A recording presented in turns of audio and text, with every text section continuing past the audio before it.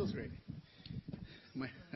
Might get a little emotional. We've worked hard over the last 4 years, and tonight was a real validation of that. So I want to thank everybody in the community. I want to thank my wife and my family, my parents, my in-laws for being patient, for how much I'm away and how much I work, and putting up with election campaigns. And it feels great, and I'm really proud of tonight's win. And I just want to promise the community that as hard as I worked the last 4 years, I'll double up that effort and try and work as hard over the next 4 years. We're going to do some great things, and we're going to make sure our community goes in the right direction. There was certainly some animosity between you and Rory during that campaign. He'll probably go back to his job at Chamber of Commerce. Will you be able to work with him in that role? Look, I want to be clear about something. I don't bear any animosity. Throughout the campaign, I think if you look at the communications that my campaign put out, they were fact-based, they weren't personal, and I'm elected, and it's my job to work with the community at large. I have a great relationship with the chair of the Chamber of Commerce. Carl is a friend of mine, a long-term friend of mine, and I'm a member of the Chamber of Commerce. I'm a business person in this community. I'm a fee-paying member of the Chamber of Commerce, so I absolutely have no concern about my ability to interact with the Chamber of Commerce, and I will happily work with Carlo and support the Chamber whenever they need my support.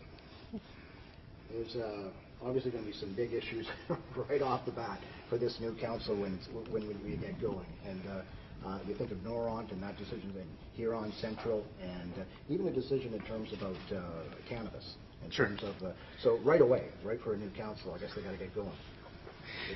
Look, none of those decisions are going to be bigger than what we've dealt with over the last 4 years.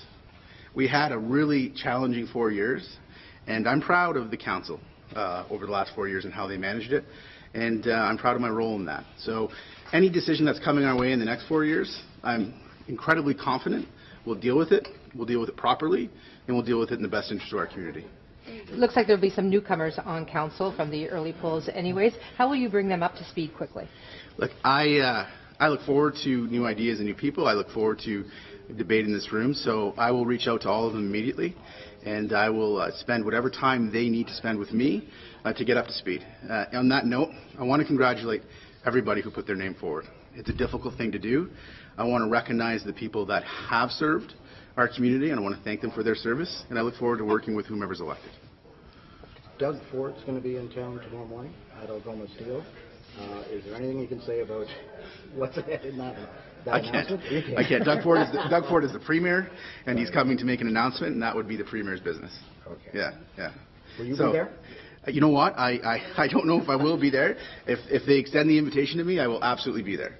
So I would be happy to be there if they extended that invitation. I double-checked the taxes. It's the assessment of the province started in 2008 that drew the property taxes up, not council. My taxes increased $300 in the last 4 years. Would you tell a province to slow down on the assessment piece?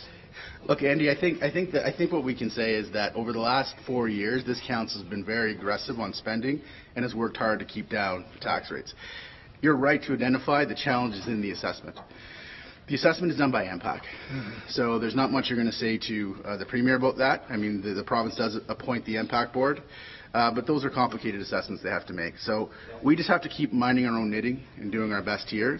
And I'm confident if we work over the next 4 years the way we worked over the last 4 years, we'll do a good job in making sure our spending's in check and making sure that our tax increases, if any, are reasonable. Did you do much door-to-door this campaign? I did. Admittedly, I did not do near as much door-to-door as I used to do, and that's because of her and her and her.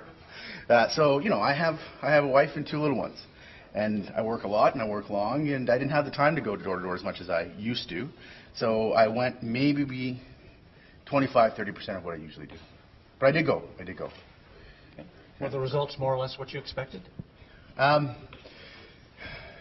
I'm just looking now. I didn't know what I was at. Mike, what's the percentage? I'll have to. So 3-1 right now. Yeah. Oh, yeah, 3-1. So look, I'm pretty conscientious not to have specific expectations. You don't really know how they're going to come in, but I can say that the result is overwhelming, and I'm really gratified by it. I think it speaks to the campaign that I ran, and I think it speaks to the work that we did over the last 4 years. I think people recognize that we worked hard, and I feel really honored by the result.